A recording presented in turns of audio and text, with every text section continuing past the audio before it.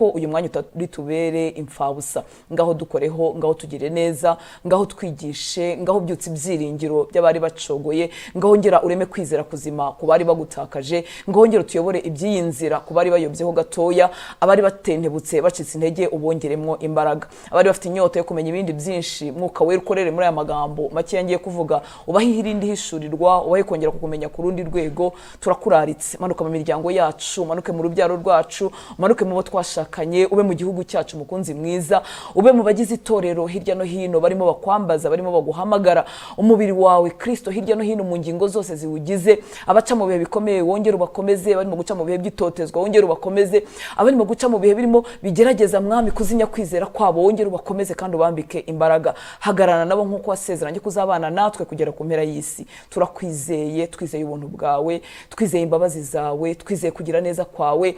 Erega mwami wavuga ibyawe nta nubwo yabirangiza, kuko uri mugari, uri munini cyane. Gitondo n'umugoroba tubona ineza yawe, tubona urukundo rwawe, tubona umuntu bwawe. Iyo dushubije amaso inyuma twibuka imbabazi zawe, twibuka ko wadukunze tudakwiriye, twibuka ko wadukunze tukiri abanyabyaha, ngo twese twari twaracumuye ntitwashyikira ubwiza bw'Imana, ariko imbabazi zawe zatugezeho papa.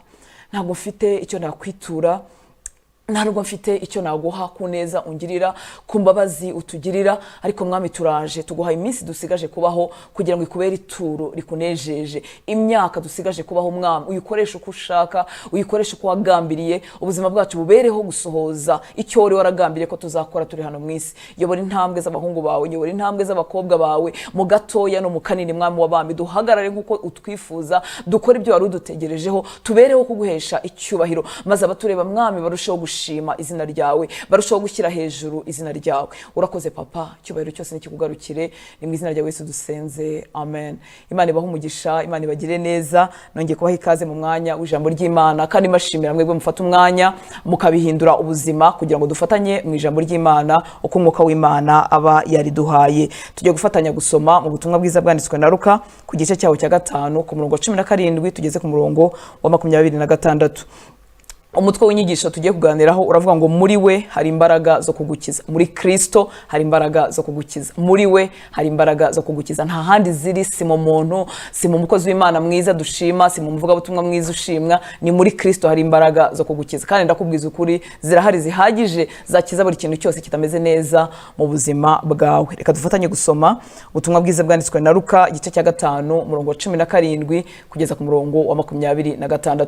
Nongeye gusaba ubuntu bw'Imana ku buzima bwawe kugira ngo bugushoboze gukunda ibyanditswe. Mu ijambo ry'Imana harimo ubuzima, harimo imbaraga zihindura imitekerereze yacu, harimo imbaraga zituma dusobanukirwa Kristo wari we, harimo imbaraga zituma tubasha iby'uru rugendo. Ndakwinginze ijambo ry'Imana riguhindukira ibyo kurya bibasha kugutunga. Muribuka Yesu yasubije Satani avuga ngo umuntu nagatungwa n'umutsima gusa, ahubwo atungwa n'ijambo ryose riva mu kanwa k'Imana. Ibintu rero byavuzwe na Kristo wavuye mu ijuru uzasubirayo, ariko akavuga ngo muri iyi si umuntu atungwa n'ijambo ryose riva mu kanwa k'Imana. Iri jambo ririmo ubuzima, iri jambo ririmo imibereho, iri jambo ritanga ibyiringiro muri iyi si idafite ibyiringiro. Ntago ari umwanya uba upfuye ubusa. Reka dufatanye gusoma ubutumwa bwiza bwanditswe na Luka igice cya 5 murongo wa 17 tugeze ku murongo wa 26. Haravuga ngo nuko ku munsi umwe muri iyo yarigishaga abafarisayo n'abigisha amategeko bari bicaye aho bavuye mu birorero byose by'i Galilaya ni Yudaya ni Yerusalemu, kandi imbaraga z'umwami Imana zari muri we zo kubakiza. Nuko ku munsi umwe muri iyo yarigishaga abafarisayo n'abigisha amategeko bari bicaye aho bavuye mu birorero byose by'i Galilaya ni Yudaya ni Yerusalemu, kandi imbaraga z'umwami Imana zari muri we zo kubakiza. Nuko abagabo bazana umuntu mu ngobyi waremaye, bashaka kumwinjiriza ngo bamushyire imbere ye. Babuze aho bamwinjiriza kuko abantu bahuzuye, burira hejuru y'inzu bamucisha mu mategura, bamumanurana n'ingobyi hagati yabo imbere ya Yesu. Abonye kwizera kwabo aravuga ati, wa mugabo we, ibyaha byawe urabibabariwe. Abonye kwizera kwabo aravuga ati, wa mugabo we, ibyaha byawe urabibabariwe. Abanditsi n'abafarisayo batangira kwiburanya bati, uyu ninde wigereranyije? Ninde ushobora kubabarira ibyaha uretse Imana yonyine? Maze Yesu amenya ibyo biburanya, arababaza ati, muriburanya iki mu mitima yanyu? Icyoroshye ni ikihe? Ari ukuvuga nti, ibyaha byawe urabibabariwe, cyangwa nti, byuka ugende? ariko mumenye yuko umwana w'umuntu afite ubutware mu isi bwo kubabarira abantu ibyaha. Nuko abwira icyo kirema ati ndagutegetse byuka wikorere ingobyi yawe utahe. Muri ako kanya abyuka imbere yabo yikorera ingobyi yari aryamyeho ataha ahimbaza Imana. Amen. Abafarisayo n'abigisha amategeko bari mu kiganiro na Yesu, bashobora kuba bari bifuza kumva ubumenyi bwe aho bugeje, bari bifuza kumva ibyo avuga ku mategeko. Birashoboka ko bari mu kiganiro gisanzwe cyangwa se mu nyigisho zisanzwe cyangwa se no mu mpaka zijyanye n'imyizerere yabo, cyane ko inshuro nyinshi bahinyuraga ibyo yazanye by'ubuntu binyuranye n'iby'amategeko yigishaga.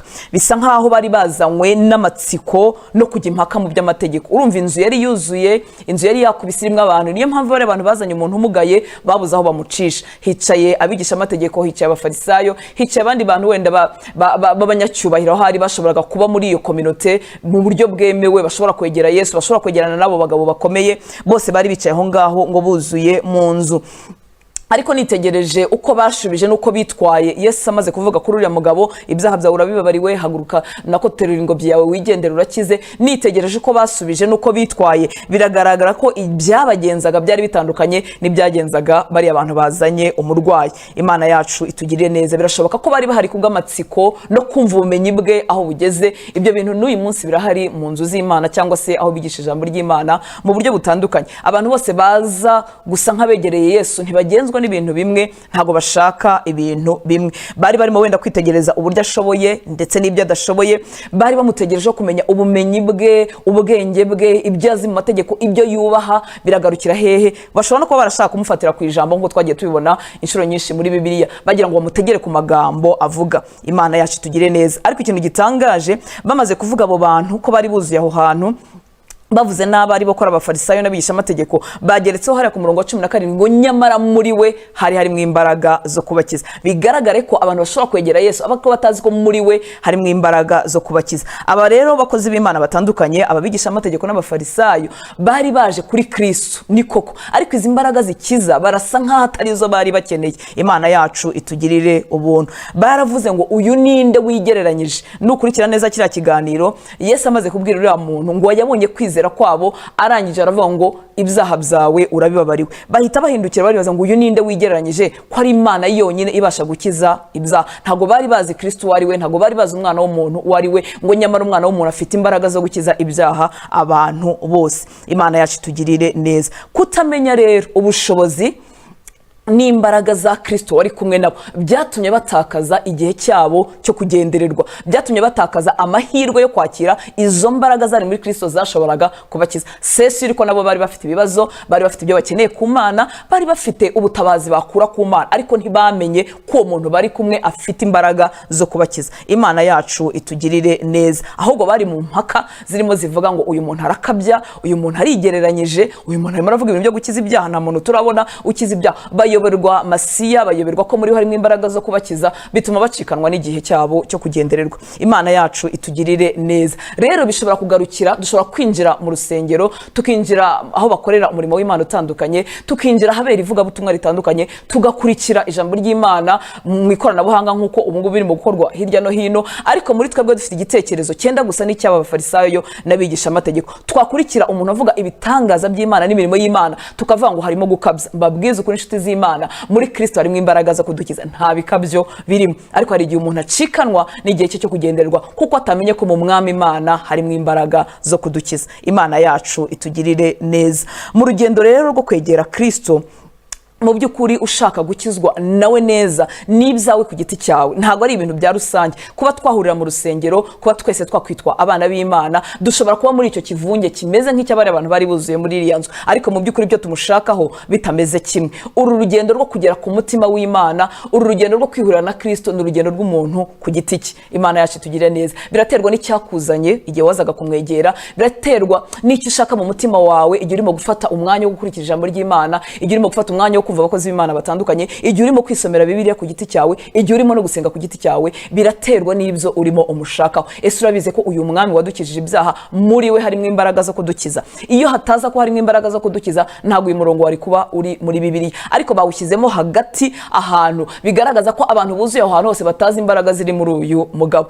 Umwami Imana akore ku maso yawe umenye ngo muri Kristo harimo imbaraga zo kudukiza. Ariko ni urugendo umuntu yigendera ku giti cye, kuko dushobora kugendana turi ikivunge, ariko bamwe baje kumva ku bw'amatsiko, nk'uko ababigisha amategeko wenda bifuzaga kumva ku bw'amatsiko ngo bumve ubumenyi bwa Yesu aho bagarukira. Ariko hari abandi bantu baje bafite papasi yo gukora kuri izo mbaraga zibasha kubakiza. Bahageze basanga ndetse n'abantu ni benshi, basanga inzira iruzuye, ariko baravuga ngo kuko twamenye ko muri uyu mugabo harimo imbaraga zo gukiza umurwayi wacu, kuko twamenye ko muri uyu mugabo harimo imbaraga zasubiza ikibazo dufite, turashaka inzira iyo ari yo yose. Ndatekereza ko iyo baza kugisha inama bagategereza icyo abigisha amategeko babivugaho, bagategereza icyo abafarisayo babivugaho, wenda bari butahe batabonye Yesu. Niyo mpamvu mvuga ngo urugendo rwo kugera ku mutima w'Imana, urugendo rwo kwihurira na Yesu, ni urw'umuntu ku giti cye. Imana ishimwe ko atahari mu buryo buri fizike ngo abaprotokole batubuze kumwegera. Imana ishimwe ko bidasaba guca mu wundi muntu. Imana ishimwe ko ushobora kubyikorera wowe wenyine. Menya neza ko muri Kristo harimo imbaraga zo kugukiza. Imana yacu itugirire neza.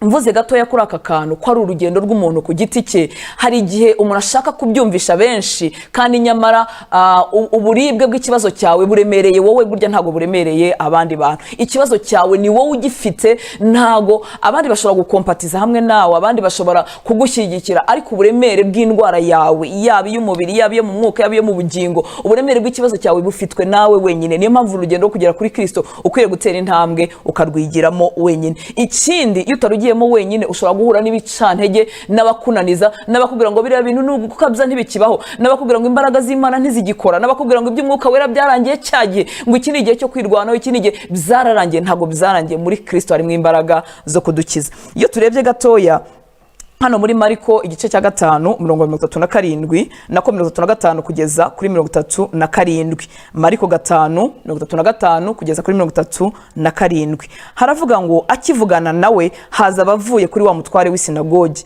Muribuka umutware w'isinagogi yari Yayiro, ndetse Yesu yaragiye gukiza umwana we, ariko ngo akivugana na Kristo haza abantu bavuye mu rugo rwe kuri wa mutware w'isinagogi bati, wa mwana ko yapfuye uracyaruhiriza iki umwigisha? Wa mwana ko yapfuye uracyaruhiriza iki umwigisha? Ariko Yesu ntiyabyitaho. Mu yandi magambo, ntiyita kuri ayo magambo abo bantu baje kuvuga. Yesu ntiyabyitaho, ndetse abwira umutware w'isinagogi ati, witinya, izere gusa. Ntiyakundira undi muntu kujyana nawe keretse Petero na Yakobo na Yohane mwene se ndetse na Yakobo. Imana yacu itugirire neza. Iyo utinze rero ku bantu barimo babyumva mu buryo butandukanye n'ubwawe, ushobora gukererwa. Ikindi, amajwi yabo ashobora kukurusha imbaraga. Urugendo wari utangiye rwo kugera ku Mana yawe ukaba waruyoba. Niyo mpamvu Yesu yabwiye uyu mukuru w'isinagogi, yabwiye uyu mugabo w'Imana Yayiro, aramubwira ngo wibyitaho, wikwita ku byo barimo bavuga, kuko abantu bari bafite umutima wo gutabara Yayiro, bari bavuye mu rugo rwe. Ni ukuvuga ngo bashobora kuba bari inshuti, bashobora kuba bari abaturanyi, bashobora kuba bari abantu babana ndetse bagize umuryango. Ntabwo ari abakure, nta nubwo ari n'abanzi be, ni abantu bakundanye, ariko bafite imyumvire itandukanye. Bazi Yesu ukiza abarwayi, ariko ntibazi Yesu ubasha kuzura abapfuye. Muri Kristo, mu mwami ukiza ibyaha, harimo imbaraga zo kudukiza, harimo imbaraga zatabara ubuzima bwa. Baramubwira ngo wirushye umwigisha, ibyo yarashoboye ntibigishobotse, byarangiye, umwana yamaze gupfa. Wirushye umwigisha akora uru rugendo. Yesu amusubiza neza, aramubwira ngo wibyitaho, wikwita kuri aya magambo ashobora kuguca intege. Uru rugendo rugera ku Mana, umuntu akibanira n'Imana ku giti cye, ntabwo ari rw'ikivunge, ntabwo ari urwa rusange. Twafatanya tukaririmbana, twafatanya tugasengana, twafatanya mu ivugabutumwa, twafatanya mu bikorwa byiza byo gufasha abantu, ariko njyewe uko mbana n'Imana yanjye, wowe uko ubana n'Imana yawe, n'ibyawe ku giti cyawe. Yesu arakubwira aya magambo ngo wibyitaho, wikwita ku muntu ukubwira ngo ibyo bintu byararangiye. Yesu rega nawe yaza kuba ari bugutabare, burya baragutabaye mu mwaka wa mbere, burya baragutabaye mu mwaka wa kabiri, ubusigiye wasengeye, urabona ibi bintu bizacamo, ibi bintu bizacamo, kuko muri Kristo harimo imbaraga zo kudukiza. Arangije Yesu ntiyakunda kujyana n'abantu benshi muri urugendo nanone rugera ku mutima w'Imana, rugera ku butabazi bw'ukuri bwo kwibanira n'Imana. Ni urugendo rw'umuntu ku giti cye. Icyatumye Yesu adakundira abantu benshi kujyana nawe, bishobora kuba barakomeza kuvuga ayo magambo y'amacantege. Ntabwo bibiri bitubwira, ariko ndimo ndatekereza. Niyo mpamvu nkubwira ngo urugendo rutuma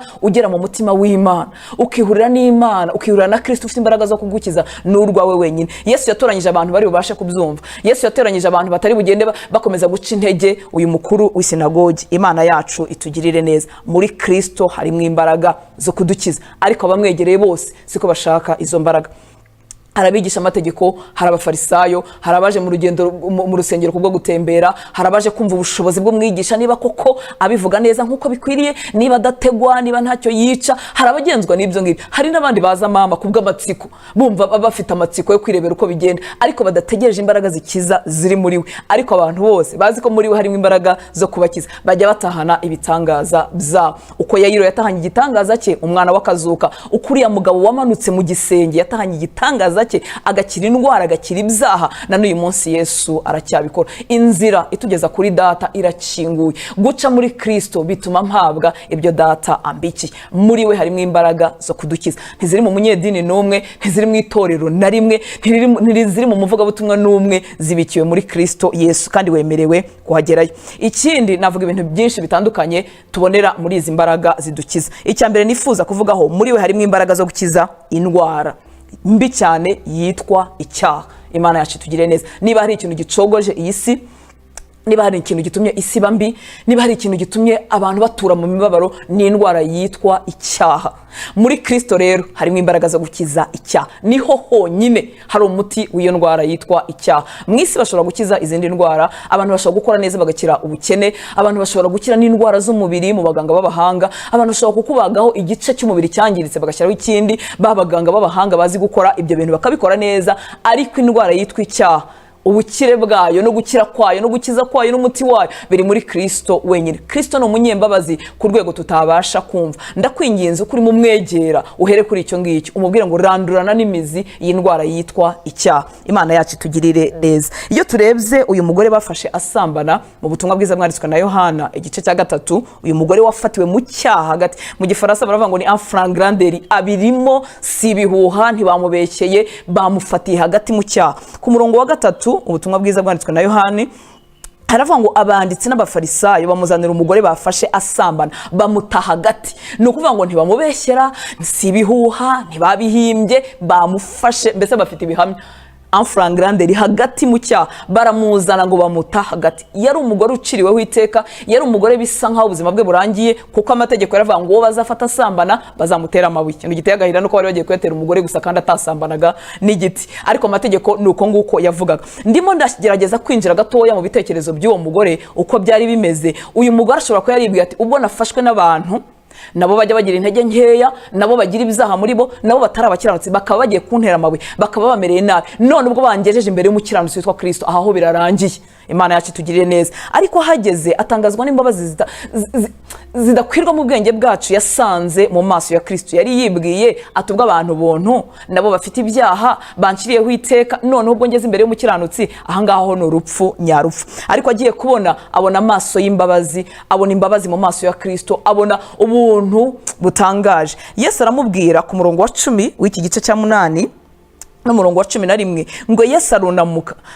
Nicyo gihe Yesu yaragiye kuvuga, bakimuzana bakamuta hagati, nta jambo Yesu yavuze, muribuka ko yunamye hasi akandika n'ibindi. Ngo Yesu arunamuka ku murongo wa 10 aramubaza ati wa mugore we, babandi bakuregaga barihe? Nta waguciriyeho iteka? 11 ati ntawe databuja. Yesu aramubwira ati nanjye singuciraho iteka, genda ntukongere gukora icyaha ukundi. Kuwagombaga kumuciraho iteka kuko we nta n'icyaha yari afite, abariho abonera imbabazi. Muribuka ko Yesu yababwiye ngo utarakora icyaha muri abangaba n'abari uwa mbere kumutera ibuye. Habura utarakora icyaha. Twese twaracumuye ntitwashyikira ubwiza bw'Imana, nta muntu n'umwe utarakora icyaha, ariko mu mbabazi za Kristo tubasha kubabarirwa. Uyu mukiranutsi witwa Kristo, uyu munyembabazi, muri we tubasha gukira icyaha, nyamara we ari umukiranutsi. Twakiriyeho iteka n'abantu bameze nkatwe bajya bakora ibyaha, ariko tugeze imbere imbere y'umukiranutsi utarigeze akora icyaha abasha kutubabarira icyaha. Ndimo ndimagina cyangwa se ndatekereza uyu mugore arebye mu maso ya Kristo yabonyemo imbabazi zitangaje. Yaramubwiye ngo nanjye singukiraho iteka, genda ntuzongere gukora icyaha ukundi. Imbaraga zirandura icyaha mu buzima bwacu ni amaso y'imbabazi tubonana Kristo. Mu maso ye harimo urukundo rutangaje rutuma uwababariwe ahabwa imbaraga zo kutazongera gusubira mu cyaha. Icyama uyu munsi amaso yawe akarebana n'aya Kristo, ukareba imbabazi ziyarimo, byaguha imbaraga zo gucika ku bidafite umumaro. Iyo nibutse imbabazi yangiriye, iyo nibutse ko ntari nkwiriye akangirira ubuntu, bimpa imbaraga zo gutsinda icyaha, bimpa imbaraga zo kutamucumura. Uyu mugore arabwirwa ngo genda ntuzongere gucumura ukundi. Arebanye na Kristo abona imbabazi mu mwanya urupfu, ni ukuvuga ngo yarakwiriye gupfa, ariko abonye imbabazi ziri mu muherekeze mu buzima, bigatuma ahabwa imbaraga zo kutazongera gukora icyaha. Nshuti z'Imana, muri Kristo Yesu harimo imbaraga zo kudukiza indwara mbi yitwa icyaha. Ni igitangaza ariko kandi birashoboka. Umunyabyaha rwimbi wari uciriweho iteka kuba yahabwa imbaraga zo kutazasubira gukora ibyo yakoraga. Hari igihe umuntu abaswe n'icyaha yibwira ngo abantu bose babibamo. Iyo abaswe n'ubusinzi, iyo abaswe n'ubusambanyi, iyo abaswe n'inzangano no kutababarira, hari igihe yibwira ngo abantu bose bameze gutyo. Ariko mbabwiza ukuri, muri Kristo harimo imbaraga zo kudukiza. Hari abo yakijije ubusambanyi, hari abo yakijije inzangano, hari abo yakijije umutima mubi, hari abo yakijije umuzi wose w'icyaha awurandura burundu. Abo bantu bakijijwe nawe, iyo bibutse imbabazi yabagiriye, iyo bibutse amaso y'imbabazi bamubonanye, bibaha imbaraga zo kutazabisubiramo. Icyamukanywera kuri iyo soko y'imbabazi zidakwirwa mu mitima y'abantu, abantu batabasha kukugirira, maze ukabaho nk'uko data abyifuza. Imana yacu itugirire neza. Uwababariwe byinshi ashima cyane. Muribuka Kristo igihe bamusigaga amavuta ku birenge, arimo asigwa n'umugore w'umunyabyaha, n'umugore udakwiriye. Hanyuma habaho ikiganiro, Yesu avugana na ba nyir'inzu, baravuga ati kuva ninjira ahangaha ntimwampaye n'amazi yo gukaraba ku birenge, ariko uyu nguyu yaje ampanaguza amarira, asuka amarira, ahanaguza umusatsi, ansiga amavuta. Kuko uwababariwe byinshi ashima cyane, ariko uwababariwe bikeya burya ashima gakeya. Ariko uwababariwe bikeya, umva impamvu ituma amenya ngo yababariwe bikeya, nuko aba yaribeshye ko yakiranuwe n'imirimo ye, nuko aba yaribeshye ko ntacyo yari atwaye. Nshuti z'Imana, twese twaracumuye ntitwashyikira ubwiza bw'Imana. Kuko nababariwe byinshi shima cyane, kuko nababariwe byinshi nzamuhora inyuma, kuko nababariwe byinshi ntabwo nava aho hari. Nibuka imbabazi ze, nibuka amaso y'imbabazi namubonanye, nibuka ko nanjye nari nciriweho iteka nk'uko uyu mugore yaraciriweho iteka. Nakwibuka ko urupfu rwari runkwiriye yarwishyizeho, bikampa gushima ubutarambirwa. Imana yacu itugirire neza. Ikintu cya mbere akora mu buzima bwacu, uko yavuze kuri uriya muntu umugaye ngo ibyaha byawe urabibabariwe. Abigisha amategeko abazanywe n'impaka z'amadini bakavuga ngo ese afite imbaraga zo gukiza ibyaha. Afite imbaraga zo gukiza ibyaha. Umuntu wavukiye mu byaha, umuntu utarigeze aba mu nzu y'Imana, umuntu isi yariciriyeho iteka, Kristo afite imbaraga zo kumukiza ibyaha. Imana yacu itugirire neza. Ikindi, muri we harimo imbaraga zo kudukiza amakuba yatwadutseho tutabigizemo uruhare. Ndagira ngo nyumve nshuti z'Imana, hari igihe koko tugerwaho n'ingaruka z'ibyo twikoreye, hari igihe tugerwaho n'ingaruka z'ibyaha twiyinjijemo, ariko iyi si yuzuye ibibi ku buryo hari umwana uvuka akisanga mu byago n'amakuba atagizemo uruhare. Rimwe na rimwe n'ababyeyi be batagizemo uruhare, by'uruhererekane, kubera ko isi iri munsi y'ubutware bw'icyaha. Rero muri Kristo harimo imbaraga zo kudukiza n'ibyo tutagizemo uruhare. Iyo turebye mu butumwa bwiza bwanditswe na Yohana igice cya 9, ari wa mugabo wari waravutse ari impumyi. Ku murongo wa 2 n'umurongo wa 3 ndifuza ko tuhasoma ubutumwa bwiza bwanditswe na Yohana igice cya 9 umurongo wa 2 n'uwa 3. Ngo abigishwa baramubaza bati, mwigisha, ninde wakoze icyaha, n'uyu cyangwa n'ababyeyi be, ko yavutse ari impumyi? Yesu arabasubiza ati, uyu nta cyaha yakoze cyangwa ababyeyi be, ahubwo ni ukugira ngo imirimo y'Imana yerekanirwe muri we. Ahubwo ni ukugira ngo imirimo y'Imana yerekanirwe muri we. Ibyari bimenyerewe kwari ukugira ngo uyu muntu ibyago n'amakuba atuyemo iwe wabyikururiye. Murabizi abantu guca imanza biratworohera. Reka yumve n'ubunini wabyikururiye, reka yumve yararangaye, reka yumve ntiyasenze cyane, reka yumve n'ibyaha bye ni karande ziwaba ataciye n'ibindi n'ibindi. Gucira imanza abantu bijya byoroha, ariko Kristo ni umugizi wa neza, abasha kudukiza n'ibyago n'amakuba twisanzemo tutabigizemo uruhare.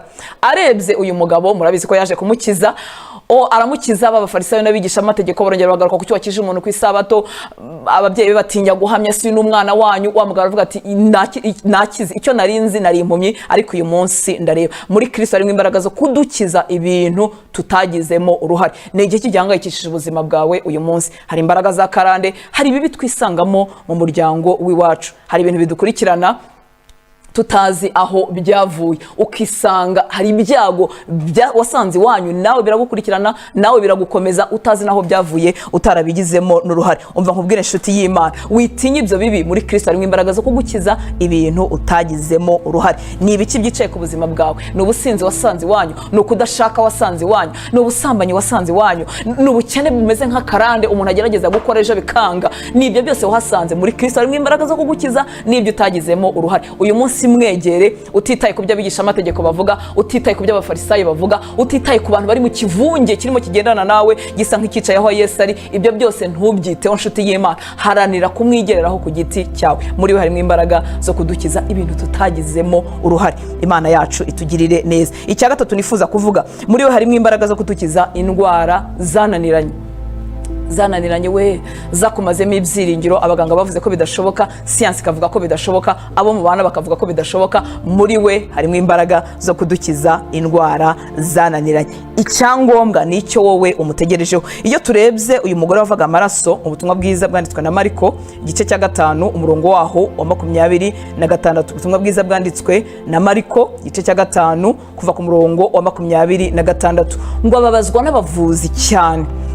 Benshi bagerageza kumukiza, bamumarisha ibintu bye byose abitangamo ingemu, ariko ntibagira icyo bamumarira, ahubwo arushaho kurwara. Yumvise ibya Yesu, araza aca mu bantu, amuturuka inyuma, akora ku mwenda we, kuko yari yibwiye ati ninkora imyenda ye gusa ndakira. Uwo mwanya isoko y'amaraso irakama, amenya mu mubiri we yuko akize cya cyago. Yesu nawe yiyumvamo ko ubushobozi bumugabanutsemo, ahindukira abyigana n'abantu, arababaza ati ninde ukoze umwenda wanjye? Abigishwa baramusubiza bati ese ye abantu barakubyiga. Abantu babyiga Yesu bazahoraho, ariko badafite icyo barimo kumushakaho.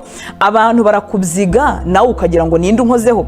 Aramubwira ati ku murongo wa 34, aramubwira ati mwana wanjye, kwizera kwawe kuragukijije, wigendera amahoro, ukire rwose icyago cyawe. Imana yacu itugire neza. Muri Kristo harimo imbaraga zo kudukiza indwara zananiranye, indwara zo mu buryo bwose, ikigutinza aho kirahariho hose, muri Kristo harimo imbaraga zo kudukiza. Imana yacu itugirire neza. Icyampa uyu munsi ukamuzaho ufite icyo umushakaho, atari uburyo bw'amatsiko, atari uburyo bwo kumva ngo ese babivuga bate, ese amategeko yakurikijwe, ese iminsi yo gusenga ni iyi ngiyi, ese ibi ngibi bimeze gute na guta. Ibyo bintu abantu bitinzeho batakaza icyangombwa. Imana yacu itugirire neza. Muri Kristo harimo imbaraga zo kudukiza ibyari byarananiranye. Mu gushaka Yesu bitewe n'uburemere bw'ikibazo cyawe, nta muntu ugisha inama, nta muntu usaba uruhushya, nta n'uwo wica ureba ibya protokole birebire. Ese barambona, ese ntibambona, ese barabivugaho iki? Uyu mugore yaje atitaye ku muntu n'umwe, ngo aca mu bantu, mu ntege nke yari afite z'umubiri, yaciye mu bantu. Nta nubwo yaturutse imbere Yesu, kuko ntiyari akeneye attention, yari azi ko kwanza bitanemewe. Umugore uri mu mihango yabaga ari ikizira, ntabwo yabaga yemewe kugera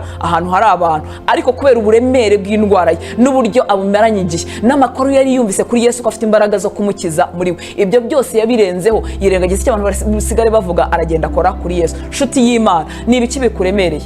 Bimeze biti? Kuki watinda ku maso y'abantu? Kuki watinda ku cyo abantu bazavuga? Kuki wavunwa n'amategeko? Kuki wavunwa n'ibintu bitandukanye? Genda umwikorereho, araboneka, kandi muri we harimo imbaraga zo kudukiza. Imana yacu itugirire neza. Yaseseye mu bantu, abizi ko bitemewe, atitaye ku kintu na kimwe, aravuga ngo ndamukoraho, kandi koko yamukozeho, na Yesu arabimenya ko amukozeho. Nshuti z'Imana, iyo dukoze ku bwami bw'Imana n'umutima w'ukuri, n'ijuru rirabimenya ko twarikozeho. Haleluya! Imana ikwiyereke, Imana ikwambika imbaraga, upfuka amatwi ku ntege, upfuka amatwi ku bantu batarimo bashaka nk'ibyo wowe ushaka, ariko bashaka nk'ibyo ushaka. Mushobora kugendana muri urwo rugendo, kuko mwese mugambiriye gukora kuri Yesu. Imana yacu itugirire neza. Ikindi cya kane, muri we harimo imbaraga zo kudukiza ibyo twibwiraga ko byarangiye, ibyo twibwiraga ko byananiranye. Murabizi inshuti z'Imana, abamaze iminsi muri urugendo, yewe bagerageje gukora ibyo gukiranuka, bagerageje gukomeza mu murimo w'Imana, ariko bamwe muri abo, bamwe muri twebwe, bafite ibintu bagezeho babitereka ku ruhande, baravuga ngo Mana,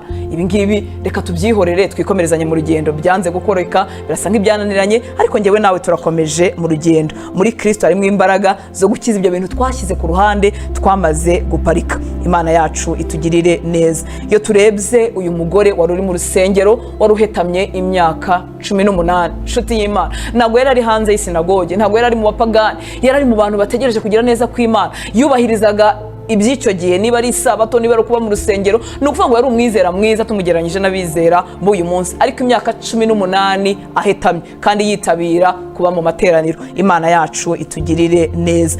Mu butumwa bwiza bwanditswe na Luka 13 umurongo wa 10 kugeza ku murongo wa 13.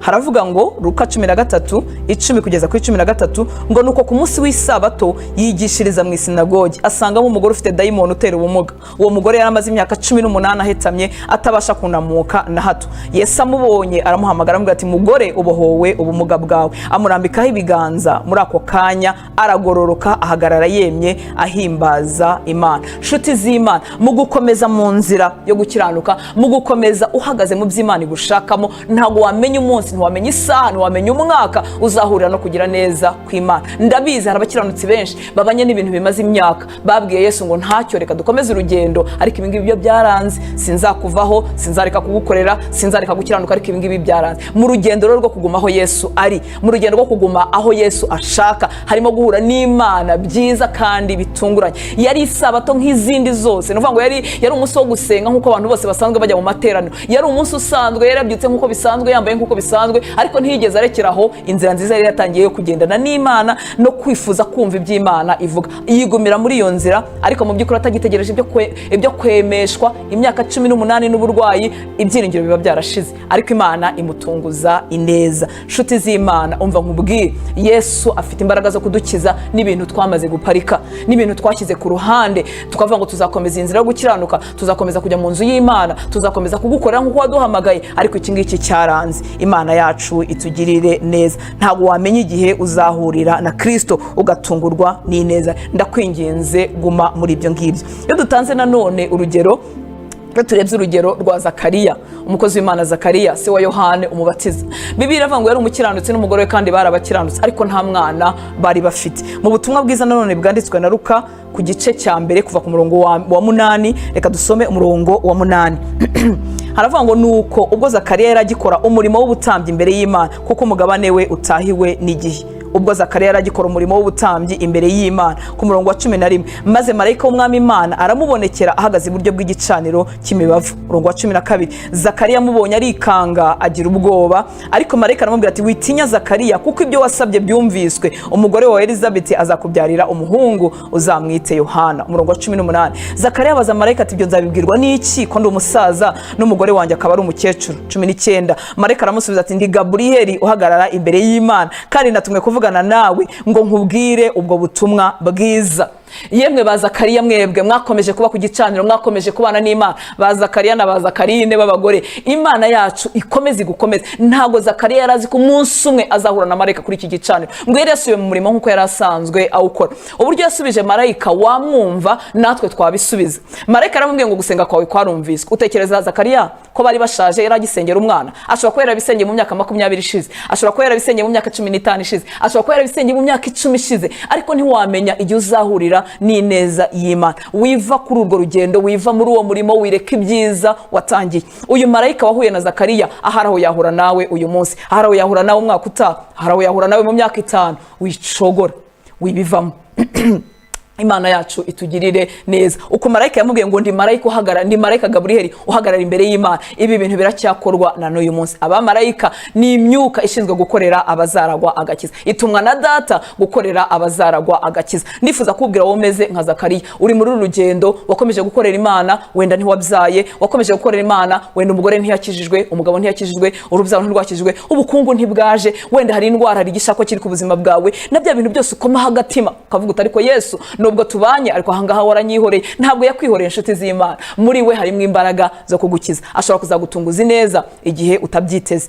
Uko Imana ibara ibintu, uko Imana ibara ibihe bitandukanye nuko tubibara. Marayika yaje nkaho Zakariya kirimo asenga, marayika yaje nkaho Zakariya afite isengesho rya vuba aho ngaho, ariko yaramaze gusaza n'umugore wari umukecuru. Ndetse asubiza marayika arambwira ati ibyo ngibyo nabibwirwa n'iki, ko ndi umusaza n'umugore wanjye akaba ashaje. Nshuti y'Imana, hari Imana ikubwira ibintu byiza, kuvuga utari ibyo bintu byazaturuka hehe, ko muri uyu muntu yabaye Satani, ko mbona uyu muntu byageze kure, ko mbona ameze nk'atuwemo na Satani. Nta muntu ba Satani, sorry, ko mbona bigeze kure cyane, ibi bintu byazagaruka gute? Ndiko Zakariya yamubwira ati byazaturuka hehe, kuko yararebaga koko agasanga ntaho byaturutse, agasanga wenda igihe yabisengera agakiniyiriza ntibyakoretse, agasanga wenda igihe yarakibitangira n'ituro, bya bintu byose tugerageza gukora, agasanga icyo gihe ntibyakoretse, akibwira ngo byararangiye. Muri Kristo harimo imbaraga zo kudukiza, n'ibyo twamaze guparika, n'ibyo twamaze gushyira ku ruhande. Ndakwinginze ukomeze urugendo rwo gukiranuka, ukomeze urugendo rwo kuba ku gicaniro, ukomeze urugendo rwo gukora iby'Imana igushakaho, ukomeze iby'Imana yari yaraguhamagariye gukora. Imana yacu itugirire neza. Ndimo ngana ku musozo.